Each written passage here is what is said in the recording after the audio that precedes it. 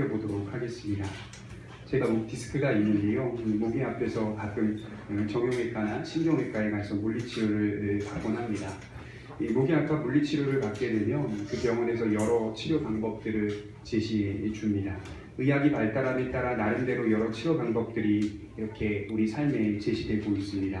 그 중에 IMS라고 하는 치료법이 있는데 이 치료법이 바로 미세 바늘을 꽂고 그 끝에 전류를 흐르게 하여서 근막에, 목이나 어깨 쪽에 근막에 자극을 주는 치료 방법입니다. 마치 한의원에서 침을 꽂는 것과 비슷한데 그 끝에 전기 신호를 지속적으로 주면서 자극을 주게 되면 통증이 가라앉는 치료법입니다. 중요한 것은 지속적인 전기 자극을 통해 통증을 잡는다는 것이 이 치료법의 핵심입니다. 제가 그 치료를 받으면서 그런 생각이 들었습니다. 하나님의 말씀이란 성도들에게 뭘까? 지속적인 자극을 주는 것이겠구나. 인생의 출발과 끝이라는 사이에서 하나님의 말씀이 감당하는 역할은 성도에게 오늘도 지속적인 자극을 주고 있는 것입니다. 지속적인 말씀의 자극을 통하여 어떻게 살아가야 할지 그것에 대한 믿음과 소망을 갖게 만들어주는 거죠. 이것을 전도서는 지혜라고 말씀하는데 전도서에서 자주 등장하고 있는 지혜라고 하는 단어는 세상에서 말씀하는 지혜가 아니라요. 앞에 참된 지혜라는 단어가 있습니다. 그러니까 그냥 지혜가 아니라 참된 지혜죠. 세상에서 말하는 현자가 된다거나 철학자가 된다거나 현명한 사람이 되라고 말하는 게 아니라 하나님께 종속되어 그분의 말씀과 진리로 나오는 지혜로운 사람이 되라. 그것이 바로 참된 지혜다. 이렇게 말씀을 하는 거죠. 우리 자신이 예수 안에서 거듭난 성도라면 하나님의 말씀을 통하여 자극받는 일을 포기하지 않을 것입니다. 예배와 말씀 없이 어떻게 살 수 있습니까? 그럴 수 없어요. 성도는 반드시 예배와 말씀 속에서 살아가는 것이 성도의 기본이요 기초다. 이렇게 말씀을 드릴 수 있는 것이죠. 특별히 전도서는 처음부터 끝까지 하나의 주제를 거론하고 있습니다. 바로 현실은 어떤 모습인가, 현실은 어떤 그림인가 라고 하는 부분을 계속해서 이야기하고 있습니다. 모든 것을 동원하여 인생의 실상을 드러내려 했던 전도자의 의도가 무엇입니까? 그것은 하나님의 백성들에게 자극을 주기 위해서였습니다. 그래서 우리는 전도서의 말씀을 통해 자극받으면서 그 이면에 담긴 하나님의 통치와 섭리를 보고 있는 겁니다. 그리하여 인생은 어떤 부분은 예측이 가능한 것이라고 말할 수 있는 부분도 있지만 인생의 근본, 밑바닥을 들여다보면 예측이 전혀 불가능하다는 사실을 깨닫게 해주는 책이 전도서입니다. 그 이유는 인생은 본래 인간의 손에 있는 것이 아니라 하나님의 손에 있기 때문이다. 이렇게 말하는 거예요. 우리는 그저 필연과 우연 사이에서 하나님께서 우리에게 맡겨주신 몫을 다하여 살아가는 것일 뿐이다. 이렇게 말씀을 하는 겁니다. 하나님보다 앞서서도 안 돼요. 그렇다고 해서 손을 놓고 인생을 살아서도 안 되는 겁니다. 여러분 예수님께서 마태복음 9장에 보면 세간에 앉아있는 마태를 부르시는 장면이 나오는데 그때 마태에게 이렇게 거두절미하고 말씀을 하셨어요. 나를 따르라. 마찬가지로 마태복음 8장에 보면 베드로와 야고보와 요한을 부를 때에도 똑같이 동일하게 나를 따르라. 다른 제자들도 부르실 때에 예수님께서 한마디를 하세요. 나를 따르라. 나를 따르라.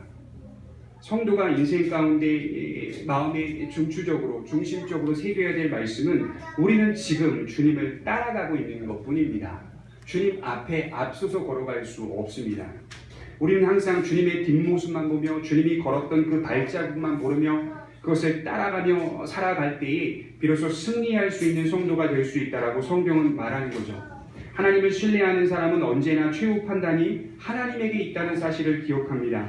그리고 나는 인생이라는 시간 속에서 말씀을 통하여 믿음으로 반응하며 삶을 가꾸어 가야 하는 것이죠. 어떤 책에 보니까 성도는 믿음의 정원사다 이렇게 정리하는 책이 있었어요. 화원에 가면 수많은 직원들이 때에 따라 물을 주고 환경을 관리하듯이 성도는 주어진 인생의 시간 속에서 내 뜻대로가 아니라 때에 따라 하나님의 뜻대로 가지를 치기도 하고 물을 주기도 하고 환경을 조성하기도 하고 그래서 성도는 믿음이 떨어질 때쯤 다시 하나님 앞에 작정하여 기도하는 시간을 잡는 거예요. 믿음이 게을러지고 떨어질 때쯤 다시 한번 하나님 앞에 말씀으로 들어가서 은혜를 받고자 하는 회복의 마음이 드는 거예요. 불타는 열정이 드는 거예요. 그렇게 하여 우리는 우리의 영적인 화원들을 잘 관리해야 한다. 이렇게 성경은 말씀을 하는 거죠. 세상이 세상의 방법으로 인생을 가꾸어 가듯이 성도는 말씀의 방법으로 인생을 가꾸어 가는 사람들입니다. 삶의 방식과 삶의 포지션이 달라요. 세상 사람들과 똑같이 뒤섞여 살아요. 그러니 세상에서 사람 또는 사람들이라고 하는 구분이 안 가는 존재를 명칭하고 있지만 성경을 통해 보게 되면 항상 성경은 하나님의 말씀의 시각에서 돌아보게 되면 구분이 돼요. 사람들이 항상 하나님의 사람들과 그렇지 않은 사람들을 구별하고 구분해서 말씀을 선포하고 있는 것이죠. 삶의 방식과 삶의 위치가 다르다는 점을 분명히 하셔야 합니다. 전도자는 인생의 헛됨을 강조하며 지금 계속해서 자극을 주고 있습니다. 우리가 이 헛된 세상에서 가야 할 길이 어디인가? 살아가야 할 인생을 계속해서 되짚어주고 있는 거예요. 4절에 보면 이렇게 말씀합니다. 주권자가 내게 분을 일으키거든 너는 내 자리를 떠나지 말라. 공손함이 큰 허물을 용서받게 하느니라. 부당한 권세와 권위에 관한 가르침입니다. 우리를 다스리는 자가 우리에게 분을 일으키거든 전제가 뭐냐면요. 합당한 통치자가 아니라는 말이에요. 합당한 다스림이 아니라는 거예요. 합당한 리더가 아니라는 거예요. 흔히 이러한 경우에는 어떤 일이 일어나냐면 분을 내기가 쉽습니다. 오늘 말씀대로 보면 분을 내기가 쉬워요. 저항하고 대들기 쉽습니다. 그러나 성경은 그것은 현명하지 않은 것이라고 지금 말씀을 하는 거예요. 한 번쯤 더 심사숙고하라고 말씀합니다. 어떤 이는 이런 말씀을 전하면 정의에 불타서 저에게 이렇게 따질 수 있겠죠. 목사님 어떻게 가만히 있을 수 있습니까? 정의가 바로 세우려면 사상권권 대들고 저항하면 되는 거 아닙니까? 이렇게 질문하는 분들이 있겠지만 세상은 그렇게 호락호락하지 않아요. 누구 한 사람의 분노로요 정상 자리를 찾지 않아요. 그렇지 않아요. 주권자가 부당하게 다스린다면 어찌 가만히 있을 수 있겠습니까? 그렇게 말씀하시는 분들도 있지만 가만히 생각해 보라고 지금 전도자는 말씀을 하고 있는 거예요. 우리 삶이 사사건건 모든 부당함을 고발하고 고소하여 맞서는 것으로 깨끗하게 정리가 됩니까? 그렇지 않더라고요. 인생을 살다 보면 사사건건 모든 부당함에 맞서도 여전히 부당함은 왕성하게 자리를 잡고 있습니다. 직장에서 사업의 관계에서 인간의 모든 분야에서 합당하지 않은 대우를 받을 때가 참 많이 있습니다. 모든 불의함에 대하여 결코 맞설 수 없어요. 모든 불의함에 대해 다 결코 사사건건 맞서며 살 수 없어요. 제가 전도사 시절에 교회에서 일을 하는 전도사 사역을 했던 시절에도 불구하고 교회 안에서도 부당함을 참 많이 경험했던 기억이 있습니다. 사사건건 맞설 수가 없어요. 참 다양한 상황 속에서 우리는 지혜롭게 살 필요가 있다 이렇게 얘기하는 거예요. 어떤 부분에서는 조용히 넘어가야 하는 것이 더 합당할 때도 있다 그 말씀을 하는 겁니다. 우리가 맞서서 소리친다고 해서 인생이 완벽하거나 완전하게 정리되지 않는다는 점을 분명히 이야기하고 있습니다. 더 나아가 지금 뭐라고 하는지 아세요? 너는 내 자리를 떠나지 말라. 공손함이 큰 허물을 용서받게 하느니라. 단순히 분을 내지 않는 것으로 만족하지 말고 너의 위치를 지키며 공손하게 반응하라. 이렇게 말씀을 합니다. 직장의 상사, 국가의 지도자, 사업 가운데 놓인 파트너 등 어느 것 하나 적용되지 않는 범위가 없습니다. 때로는 정의로울 때도 있어야 돼요. 때로는 손들고 이야기하고 저항하고 대들 때도 분명히 있어야 돼요. 그러나 때로는 공손하게 넘어가 줘야 할 때도 있어요. 넘어가 줘야 할 때, 알면서 공손하게 넘어가 줘야 할 때도 있어요. 맞서지 말고 공손하게 대하며 피하라는 말이 아니라 거기 있으라. 그 자리 지키라 이 말하는 거예요. 공손하게 대하며 그 자리 지키라. 내 할 도리를 잘하며 공손하게 대하는 자세가 훗날에는 큰 허물을 용서받게 해준다. 이렇게 말씀을 하고 있습니다. 공손하며 자리를 지키는 나의 반응이 때로는 난감한 상황들을 해결할 수 있게 해준다. 이렇게 말씀을 합니다. 우리도 훗날 부당한 권위와 권세를 사용할 수 있는 존재임을 잊지 마시기 바랍니다. 이 사실이 아주 분명하게 경험될 때가 있었어요. 그것이 바로 군대였습니다. 제 군생활이었어요. 제 이른명 당시에 온갖 부당함을 다 경험했던 기억이 납니다. 한 번은 어느 날 불침번을 서다가 겨울에 연탄 한 장을 깨뜨렸어요. 연탄 한 장이 한 4시간 정도 돌아갑니다. 보일러가. 그거 깨뜨렸다고 근무 마치고 고참이 봉지라면 건네고 빵과 우유를 주면서 그렇게 먹으면서 욕을 먹었습니다. 막 욕을 해대는 거예요. 먹어 괜찮아. 또 욕을 해대고 욕을 해. 먹을 것은 먹이면서 그렇게 욕을 해대거든요. 연탄 창고에 끌려가서 욕을 먹고 엎드려 뻗쳐를 수십 번 했습니다. 너는 군대에 교회 다니러 왔냐? 어디 이른 몇 대 수요 예배를 나가냐? 어디 금요 예배를 나가냐? 너 예배 마치고 오면 고참이 청소 다 하고 있지 않느냐? 병장이 어떻게 점호전에 청소를 하느냐? 기가 막히다. 교회 가서 살아라.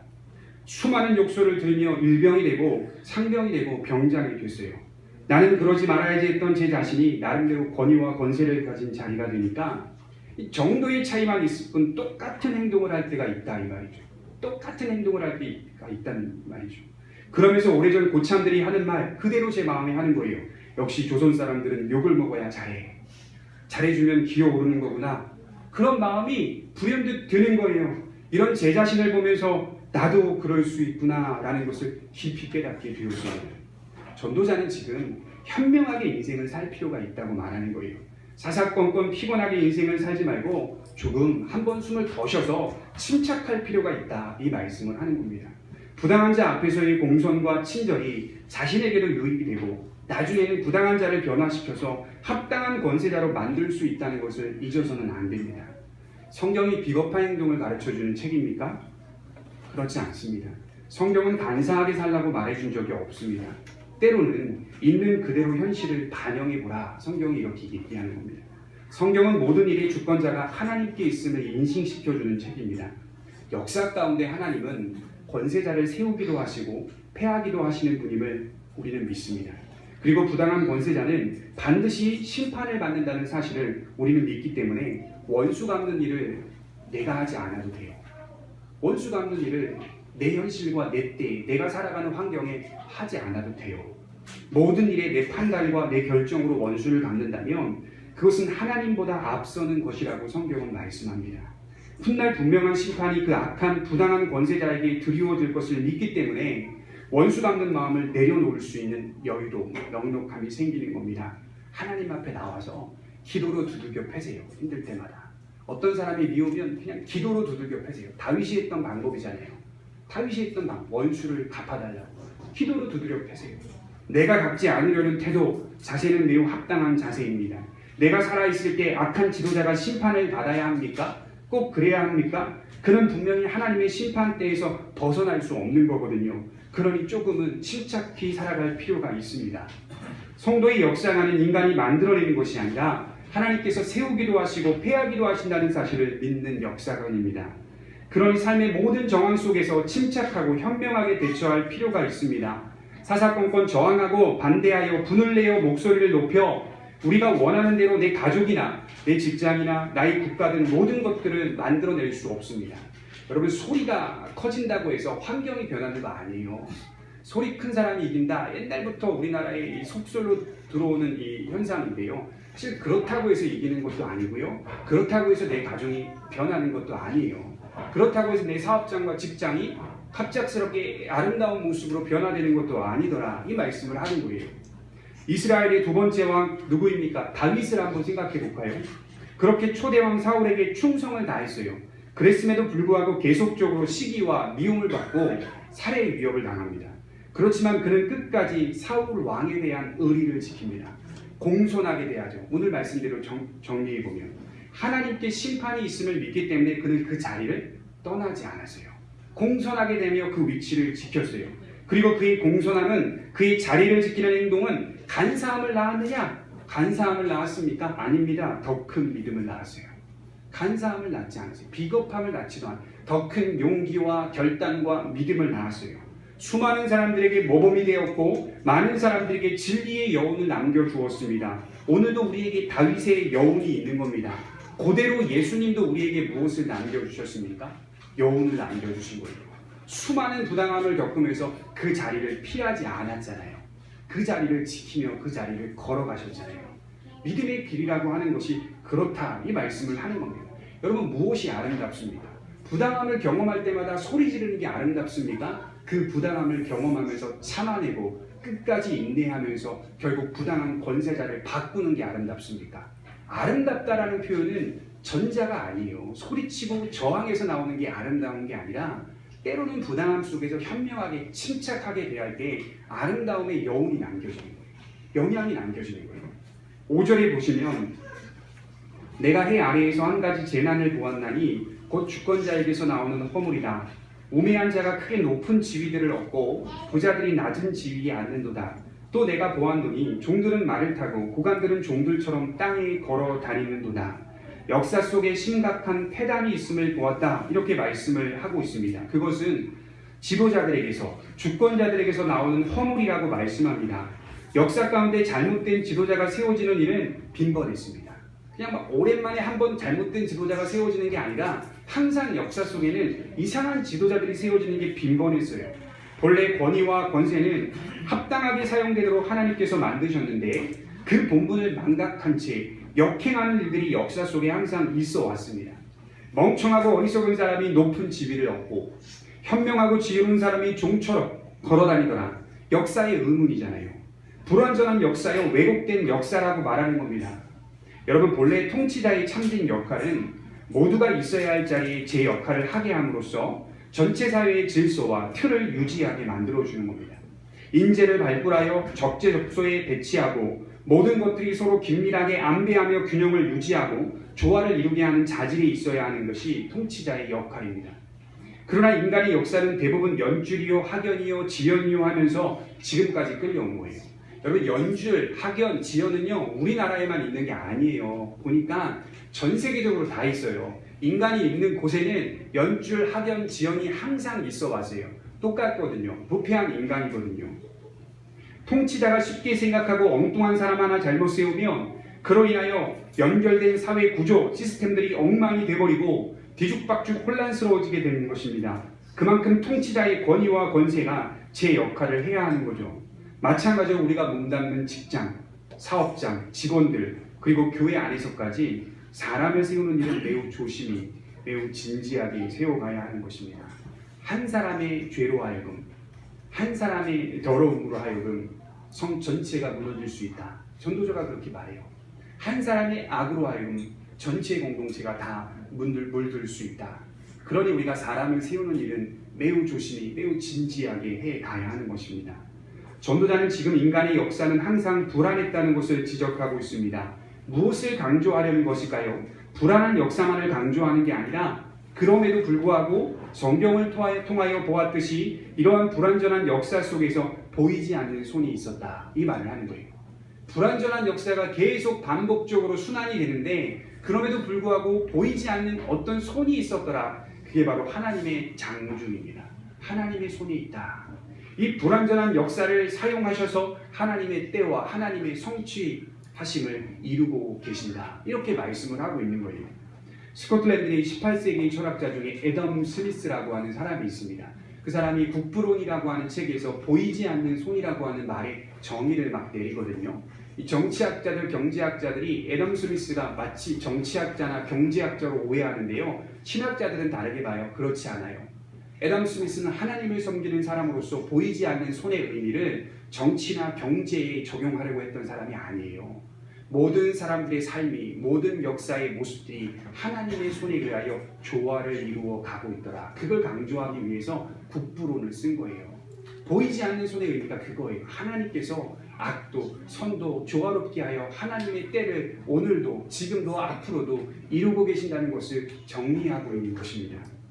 이집트의 역사가 있었어요. 바벨론의 역사, 페르시아의 역사, 메데, 그리스의 역사, 로마의 역사, 수많은 지도자와 수많은 권력들이 존재했습니다만 그 모든 권력들을 사용하셔서 하나님의 백성들을 훈련해 가셨고 예수님을 이 땅에 보내셨습니다. 그 불완전한 역사 속에서도 하나님은 약속한 대로 그 약속을 지켜주셨습니다. 그리고 지금도 일하고 계시고 성경에 기록된 대로 구원을 향하여 여전히 일하고 계십니다. 하나님은 인간의 자유와 선택에 대하여 열어놓으세요. 침해하지 않으세요. 우리가 오늘 뭘 먹고 우리가 오늘 어떤 결정을 하고 우리가 어디를 가고 하는 부분을 침해하면서 일을 하시는 것이 아니라 그걸 열어놓으시면서 우연성을 열어놓으시면서 하나님의 때를 이루어 가고 계시는 분입니다. 상당히 신비하죠. 8절에 보시면 함정을 파는 자는 거기에 빠질 것이요 담을 허는 자는 뱀에게 물리리라. 돌들을 떠내는 자는 그로 말미암아 상할 것이요 나무들을 쪼개는 자는 그로 말미암아 위험을 당하리라. 이런 주권자의 패단 속에서도 여전히 존재하는 세상의 법칙이 하나 있는데 세상에 우뚝 선 법칙이 하나 있는데 그것이 바로 인과율이라고 하는 겁니다. 인과율. 인과율이 무엇입니까? 이 세상의 모습이 우연성이라고 하는 예측할 수 없는 부분이 있기는 하지만 그럼에도 불구하고 아주 큰 틀에서는 인과율이 든든한 기둥으로 서 있다. 인과율은요, 원인이 있으니까 결과가 생긴다는 거거든요. 원인이 있으니까 결과가 생긴다. 이 법칙이 세상 속에 우뚝 자리를 잡고 있다. 그건 변함이 없다. 이 말씀을 하는 거예요. 모든 일은 원인에서 발생되고 원인 없이는 그 어떤 일도 생기지 않는다는 법칙입니다. 이러한 법칙이 정말 세상 속에서 분명하게 자리를 잡고 있습니다. 함정을 파는 자는 자기가 판 함정에 빠지게 될 것이고 결국에는 그래요. 담을 허는 자는 뱀에게 물리게 된다. 모든 면에서 적용할 수 있지만 주권자의 패단으로 적용하자면 악한 통치자의 통치는 결국 자기가 판 함정이다 이거예요. 악한 자의 통치는 결국 나중에 자기가 판 함정에 불과하다 훗날 몰락하게 된다. 이게 인과입니다. 그건 우뚝 서 있는 원칙이에요. 다시 이스라엘 왕 초대왕 사울을 생각해 보시기 바랍니다. 사울의 몰락은 그가 스스로 자초한 일이라고 성경은 말씀해요. 사울의 몰락은 자기가 판 함정이에요. 자기가 판 함정. 하나님의 은총의 선택에도 불구하고 그는 스스로 망하는 길을 선택합니다. 그리고 스스로 몰락의 길을 걸어갑니다. 우리 역대상 10장을 한번 살펴보겠습니다. 역대상 10장 찾아보겠습니다. 13절입니다. 역대상 10장 13절입니다.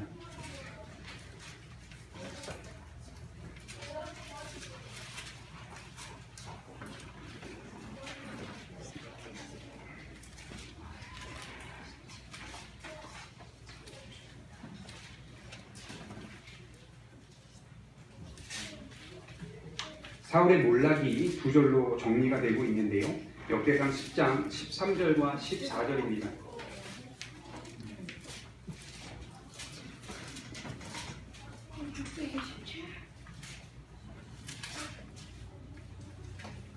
구약성경 626페이지에 우리 함께 같이 13절부터 14절 같이 읽어보도록 하겠습니다. 시작. 사울이 죽은 것은 여호와께 범죄하였기 때문이다. 그가 여호와의 말씀을 지키지 아니하고 또 신접한 자에게 가르치기를 청하고 여호와께 놓지 아니하였으므로 여호와께서 그를 죽이시고 그 나라를 이스라엘 다윗에게 넘겨주셨더라. 여러분, 여호와께서 사울을 죽이셨습니까? 어떻게 생각하세요? 하나님은 칼을 드신 적이 없어요. 직접 사울을 죽이시지 않았다고요. 실제 역사는 사울을 죽인 존재가 아말렉 청년이었다 이렇게 기록하고 있어요. 무기든 소녀였다 이렇게 기록하고 있어요. 그러나 이 일은 하나님께서 이미 작정하신 일이었다. 그런 차원에서 여호와께서 사울을 죽였다 이렇게 기록한 것이죠. 사울은 그 스스로 몰락한 겁니다. 자기가 판 함정에 자기가 빠져 들어간 겁니다. 사울의 인생을 교회사학자들은 이렇게 정의했어요. 미신으로 시작해서 미신으로 끝난 인생. 하나님의 은총의 선택을 받았음에도 불구하고 처음부터 끝까지 신접한 자를 찾아다니는 인생, 무당만 찾아다니는 인생, 매우 불쌍한 인생이죠. 자기가 파는 거예요, 함정을. 세상사는 그럴 만한 원인이 있어서 이런저런 결과도 생기기 마련입니다. 그렇기 때문에 그런 원인을 만들지 않도록 인간은 최선을 다해 살아가야 한다는 것이죠. 10절에 보면 철 연장이 무디어졌는데도 나를 갈지 아니하면 힘이 더 드느니라. 오직 지혜는 성공하기에 유익함이라. 연장이 무뎌지지 않도록 칼을 갈아야 한다는 말입니다. 무딘 칼을 가지고는 사과 하나 깎기가 어려우니 계속해서 우리는 칼을 갈아야 합니다. 이처럼 세상은 순리대로 돌아가기도 한다고 말씀을 하는 겁니다. 아, 세상의 기본 원칙은 순리를 따르는 것이구나. 이걸 아셔야 돼요. 세상의 원칙은 순리를 따르는 것이구나. 여러분, 우리가 다 같이 신앙생활을 하는 사람으로서 교회가 건강하게 서려면 목회자와 성도들이 말씀과 기도의 칼을 갈아야 합니다. 말씀과 기도의 칼을 갈지 않고서는 교회가 건강하게 서지 않습니다. 어디서든 우리가 처해 있는 환경에서 말씀과 기도를 가까이 해야 하는 것이죠. 교회가 건강하게 서려고 의견을 많이 낸다고 해서 건강하게 서는 게 아닙니다. 의견을 많이 얘기하고 주장하고 토론을 많이 한다고 해서 교회가 건강하게 서는 게 아닙니다. 그걸 주장하고 있는 본인이 말씀과 기도에 가까이 하고 있는가, 지속적으로 건강한 신앙으로 칼을 갈고 있는가, 그것을 유념해 볼 필요가 있습니다. 우리가 만일 말씀과 기도의 칼을 갈지 않으면 우리도 모르게 우리의 모든 환경과 상황 속에서 세속적인 가치관을 가지고 그 잣대를 들이대고 교회뿐만 아니라 가정 속에 그 잣대를 들이대면서 그렇게 결정하고 선택할 때가 많이 있을 것입니다. 그러니까 날마다 우리가 말씀과 기도의 칼을 갈아야 되죠. 이것은 순리입니다. 야고보서 4장 8절에 보면 하나님을 가까이 하라 그리하면 너희를 가까이 하시리라. 왜 이런 말씀들이 반복적으로 있는지 아세요? 당연하죠. 하나님을 가까이 해야 하나님도 우리를 가까이 하시죠. 당연한 거예요. 하나님께 가까이 나와야 하나님의 음성을 듣죠. 하나님의 뜻을 깨닫죠. 하나님께 분별력을 얻죠. 말씀과 기도에 가까이 가지 않는 사람이 하나님의 뜻을 모르겠어. 도저히 모르겠어. 어떻게 해야 할지 모르겠어. 고민하고 걱정되고 근심되는 게 당연하죠. 가까이 해보십시오. 말씀과 기도의 칼을 갈아보십시오. 하나님의 뜻이 무엇인지 분명하게 보입니다. 하나님이 원하시고 기뻐하시는 선택과 결정이 무엇인지 분명하게 보입니다. 멀어지니까 어려워지는 거예요. 멀어지니까 선택하기가 더 어려워지고 힘들어지는 거예요. 그럼 뭘 선택해야 되죠? 세상을 택하면 돼요. 그럴 때는.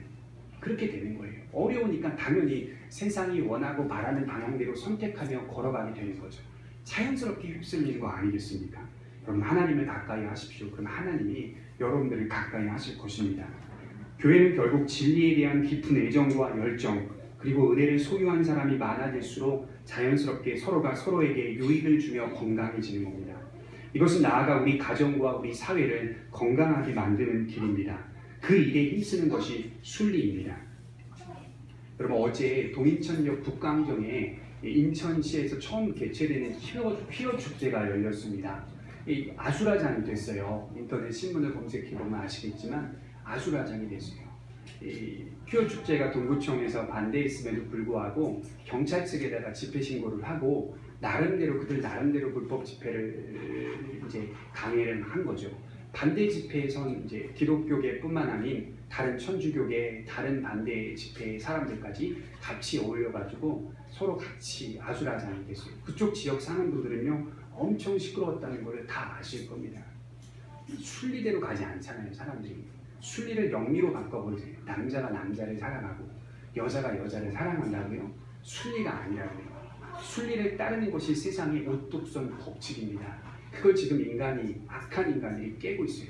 재밌는 게 뭔지 아십니까? 하나의 법을 깨버리면요 자연스럽게 많은 법들이 깨집니다. 사람들이 다 돌아섭니다. 대법원, 대법관, 판사 모든 사람들이 법의 기준과 균형을 잃어버립니다. 문화와 사회의 정서를 반영하여 헌법도 고치게 됩니다. 그럼 우리 자녀들은 어떡하란 말이죠? 우리 자녀들은 어디에 살라는 말이에요? 그러니 믿지 않는 부모님, 이 청라에 계신 이 청라의 카페들이 있는데 청라맘 굉장히 강한 드센 엄마들이 모인 카페인데요. 그 마음들까지 다 총동원해가지고 안 된다. 인천에서 한번 열리면 계속 열릴 것이다. 안 된다. 소리 지르고 충돌하고 결국 무산됐어요. 퀴어축제 아예 진행이 안 됐어요. 순리를 바꾸고 있는 사람들이 자꾸 영리로 가고 있는 거예요. 안타깝죠. 이렇게 되면 패망하는 겁니다. 이렇게 되면 온전한 사회가 만들어지지 않을 뿐만 아니라 건전치도 못하고 우리도 어쩔 줄 모르는 아주 악한 사회로 변해가는 겁니다. 주권자가 패망한 것은 스스로 씨를 뿌렸기 때문입니다. 그 악한 지도자가 자초한 일입니다. 그러니 인생이란 이러한 인과 율, 우뚝선 기둥의 법칙들이 있다는 사실을 부인해서는 안 됩니다. 반대로 여러분, 예기치 않은 일도 존재한다는 사실도 알아야 돼요. 11절에 보시면 주술을 베풀기 전에 뱀에게 물렸으면 술객은 소용이 없느니라. 주술을 베풀기도 전에 뱀에게 물리는 일도 있다는 겁니다. 전혀 예기치 않은 일, 벗어나는 우연성도 존재한다는 겁니다. 이러한 우연성 앞에서는 인간의 지혜와 재주와 힘과 노력이 아무 소용이 없다라고 말씀을 하고 있습니다. 순리대로 치자면 우리의 재주와 재능과 힘과 능력들이 세상을 사는데 도움이 되는 것이지만 우연성이 적용되게 되면 예상치 못한 일을 경험할 때면 내가 가진 것들이 아무리 크다고 하여도 전혀 도움이 안 되는 거예요. 전혀. 순리대로 치자면 내가 가진 자원들은 분명 힘이 되고 도움이 되는 건데 거기에 갑자기 우연성이 적용되면 아무런 도움이 안 돼요. 전혀 도움이 안 돼요. 갑작스럽게 암의 말기에 걸린다거나 그렇잖아요. 내가 가진 것이 크다고 하여도 그 모든 것들을 다시 원상복귀, 제자리로 돌릴 수가 없는 거예요. 우연성이 적용되게 되면 아무 쓸모가 없는 거예요. 그래서 우리는 헤아리 역사가 꼭 인과 율대로만 돌아가지는 않더라. 이걸 인정하셔야 돼요. 꼭 순리대로 돌아가지는 않더라. 우연성도 공존하더라. 이렇게 말씀을 하는 겁니다. 이러한 복잡한 현실 속에서 우리는 오늘도 살아가고 있습니다. 이런 현실을 그리스도인들이 어떻게 살아가야 할까요? 이런 현실을 어떻게 살아가야 하는가? 이게 바로 숙제입니다. 16절 말씀해 보시면 왕은 어리고 대신들은 아침부터 잔치하는 나라요 내게 화가 있도다. 왕은 귀족들의 아들이요 대신들은 취하지 아니하고 기력을 보하려고 정한 때에 먹는 나라여 내게 복이 있도다. 게으른즉 석가라가 내려앉고 손을 놓은즉 집이 새느니라. 잔치는 희락을 위하여 베푸는 것이요 포도주는 생명을 기쁘게 하는 것이나 돈은 범사에 이용되느니라. 이 복과 화를 비교하고 있죠. 무엇이 복된 인생입니까? 무엇이 화가 임할 인생입니까? 경험과 지혜가 없어서 미숙하거나 일할 생각은 하지 않고 먹고 마시고 놀기만 하는, 그것만 좋아하는 무능과 부패와 게으름은 반드시 재앙과 화를 부를 것이다. 그런 지도자, 그런 사람들에게는 화만 남아있다. 자신의 안위, 자신의 안정, 자신만을 위한 삶, 오직 부패한 본능대로 사는 무능한 자들에게는 화만 있을 것이요, 이렇게 외치는 거예요. 반면에 반대로 순리대로 바른 교육과 훈련을 받은 고귀한 태생의 지도자가 즐기기 위해서 퍼마시는 것이 아니라 나라를 잘 다스리기 위해서 먹고 마신다면 그 나라는 복된 나라이다, 이렇게 말을 하고 있어요. 먹고 마시는 것을 도대체 어떤 목적으로 하고 있는가, 그걸 우리에게 질문으로 던지고 있는 거예요. 우리들은 먹고 마시는 걸 도대체 어떤 목적으로 하고 있는가 묻고 있는 거예요. 즐기기 위한 것입니까? 부패와 게으름을 위한 것입니까? 먹어라, 마셔라, 즐기자, 그런 것입니까? 아니면 선한 일을 위한 것입니까? 묻고 있는 거예요. 성도는 주님의 영광을 위하여 먹고 마시며 기력을 보호하는 사람들입니다. 제가 어떤 사람이 이렇게 말하는 거 들었어요. 먹기 위해 일한다. 사는 맛이지 이게. 먹기 위해 일한다는 말을 하는 자연인들을 보았습니다. 사실은 그것은 합당한 대답이 아니에요. 자기 존재의 가치를 깎아내리는 거예요. 인간은 존귀하고 고귀한 존재이기 때문에 일하기 위해 먹는 겁니다. 일하기 위해. 어떤 일을 하고 어떤 걸 성취하기 위해 먹는 게 맞습니다. 고상한 목적과 방향이 분명하다면 그가 하는 잔치와 그가 가진 돈은 범사에 유익한 것입니다. 중요한 건 목적과 방향이 분명한지, 그게 제일 중요한 것입니다. 여러분, 오늘날 보세요. 뷔페 한 번 안 가본 사람 없잖아요. 좋은 음식 안 먹어본 사람 있습니까? 다 너도 나도 다 먹어봤어요. 먹어보니 어떻습니까? 허무함만 있는 거예요. 더 좋은 거, 더 맛있는 거 찾으러 다니십니까? 저는 그게 잘 안 되더라고요. 그런 좋은데 음식점 가도요, 한 그릇 먹으면 그냥 끝이에요. 좋은 맛있는 음식이 있어도 잘 손이 가지 않더라고요. 그렇게 느껴지지가 않아요. 왜냐하면 살아야 되니까. 내가 사는 그 방향과 목적이 더 중요하잖아요. 이후에 있을 시간이 더 내 근심거리가 더 중요하다고요. 내 염려거리가 더 중요해요. 그런 것들이 아니라는 거죠. 우리는 고귀한 존재입니다. 분명한 목적과 방향이 있어야 합니다. 나에게 주어진 모든 것이 분명히 힘이 될 것입니다. 여러분들이 분명한 목적과 방향을 잡고 있다면 여러분들이 가진 모든 것들은 다 유익한 거예요. 다 도움이 될 만한 거예요. 성도의 삶이란 인생 속에서 모든 것을 윤택하게 만들어준다. 이게 종교개혁자들이 가르쳤던 가르침이에요. 성도에게 주어진 모든 것들은 다 믿음 안에서 보게 된다면 윤택할 수밖에 없다. 목적과 방향이 분명하다면 우리가 즐기는 잔치조차도 정당한 기쁨과 즐거움이 될 수 있습니다. 여러분, 여행을 가도 그리스도인들은 남다르잖아요. 여행을 가도 그리스도인들은 맛있는 거 먹으러 가도 남다른 거예요.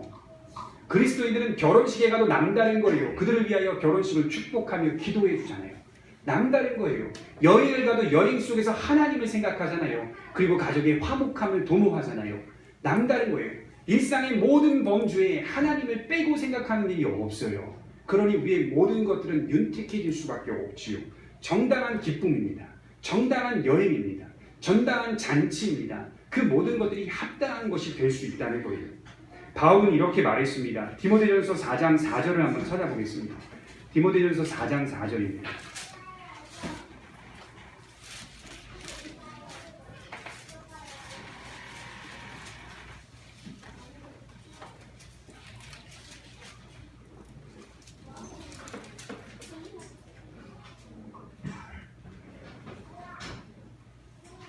디모데전서 4장 4절과 5절을 한번 보겠습니다. 우리 3절부터 한번 보겠습니다. 같이 읽겠습니다. 시작. 혼인을 금하고 어떤 음식물은 먹지 말라고 할 터이나 음식물은 하나님이 지으신 바니 믿는 자들과 진리를 아는 자들이 감사함으로 받을 것이니라. 하나님께서 지으신 모든 것이 선함에 감사함으로 받으면 버릴 것이 없나니 하나님의 말씀과 기도로 거룩하여 지니라. 무엇을 말씀합니까? 성도에게는 모든 것이 선하게 작용할 수 있다는 말이에요. 바울 시대에 혼인도 금해야 된다라고 하는 사람들이 있었어요. 결혼하지 말자. 결혼하면 사람이 더러워진다. 부정해진다 하지 말자. 그걸 주장하는 한 세력이 있었고요. 우상에게 바친 음식 먹으면 안 된다. 그리고 어떤 음식들은 부정하다. 그걸 강조하는 세력들이 있었어요. 바울을 그걸 다 통합시켜 버렸어요. 그리스도인들에게는 다 감사함으로 받으면 버릴 게 없다. 그것이 어떻게 변화된다고요? 내가 말씀과 기도의 자리에 처해 있으면 거룩하게 바뀐다. 이 얘기를 하는 거예요. 우리에게 그 능력이 있다는 거예요. 말씀과 기도로 모든 것들이 거룩해질 수 있는 능력이 있다. 뭐 빼고 뭐 더럽고 뭐 깨끗하고 이렇게 구분짓지 말고 그렇게 생각하지 말고 감사함으로 받아 말씀과 기도의 자리에 서 있다면 분명한 목적과 방향 속에 서 있다면 그것이다. 거룩한 삶이요 거룩한 일상이요 거룩한 것으로 변화될 수 있다. 이 말씀을 하고 있는 것입니다. 혼인을 하지 말자. 먹는 것도 금하자 외쳐도 우리는 혼인을 통하여 하나님과 그의 백성들과의 사랑을 더 깊이 체험할 수 있게 되는 겁니다. 모든 것들이 성도의 손에서는 절제되고 균형 잡히며 아름다워질 수 있습니다. 재물까지도 가진 돈까지도 악한 게 아니에요. 돈은 악한 게 아니에요. 당연한 겁니다. 재물까지도 우리가 말씀과 기도로 서 있으면 범사에 유익한 것입니다. 범사에 유익한 것이 성도의 손에 잡히기만 하면 다 범사에 거룩한 것이 되는 겁니다. 우리의 일상에서 기독교 신앙이 연관되지 않는 일이 없습니다. 모든 것을 다 상관하고 있어요. 이것을 일상 속에서의 신앙이다. 이렇게 정의를 할 수 있어요. 우리의 인생은 범사가 걸려 있습니다. 오늘 이 짧은 시간만 걸려 있지 않습니다. 예배하는 이 시간만 걸려 있지 않아요. 범사가 걸려 있어요. 카페에 여성들이 옹기종기 앉아 있습니다. 거기 앉아서 남편이 이번 휴가에 몇백만 원짜리 가방을 사줬어. 백을 사줬어. 한쪽에서는 막 자랑하고 있고 한쪽에서는 여성들이 헐떡헐떡거리면서 부러워하고 있고 또 다른 한편에서 여성들이 앉았습니다. 나이가 지긋이 먹은 아주머니들. 그와는 달리 인생의 본질을 이야기하고 신앙을 이야기하며 차를 마시는 여성들이 있었습니다. 자녀 양육에 대한 이야기도 서로 너무 많이 다릅니다. 너무 많이 다릅니다. 생각해 보십시오. 같은 카페에 앉아서 같은 아메리카노를 먹어요. 같은 시간에 함께 즐겁게 시간을 보내요. 그러나 다르잖아요. 다른 거예요. 방향성과 목적이 달라지면 모든 것이 다 흐트러지는 거예요. 분명하지 못하잖아요. 그렇게 헐떡헐떡거리며 세상 것이 없어서 부러워하는 그 여성들의 모습을 보니 제 입장에서는 하나님이 그들을 얼마나 귀하게 창조했는데 하나님이 얼마나 그들을 귀하고 아름답게 세우셨는데 자기 스스로가 자기의 존재를 깎아먹고 있구나 라는 생각들을 해보게 된다는 것이죠. 한쪽은 거룩하여지고 있는 일상입니다. 말씀과 기도로 거룩하여지고 있는 일상이고 한쪽은 부패한 일상을 그려내고 있습니다. 계속적으로 부패한 일상을 그려내고 있는 거예요. 이렇게 다른 거예요. 살아가는 삶이 이처럼 다릅니다. 여러분 무엇을 보고 있습니까? 그리고 무슨 생각을 하며 사십니까? 무엇이 소중하다고 여기십니까? 이 모든 질문 앞에 하나님의 백성들과 그렇지 않은 사람들과 양분이 되는 겁니다. 양분이 되는 거예요. 무엇을 부러워하십니까? 우리가 부러워할 것은 믿음이 좋은 길을 걸어갔던 신앙의 선배의 인생을 부러워하셔야 돼요. 그러니까 그 수백만 원짜리 백 없어도 돼요. 여보, 그래도 한 번은 결혼인데 한 번만 없어도 돼요. 없어도 돼요. 그냥 단정하고 괜찮은 백 하나 들고 있으면 되잖아요. 그렇잖아요. 뭘 그 몇백만 원 주고 삽니까? 그건 아니는 하나님의 백성들과 그렇지 않은 사람들이 일상 속에서요 다 이렇게 구분이 될 수밖에 없는 겁니다. 기도하도록 하겠습니다.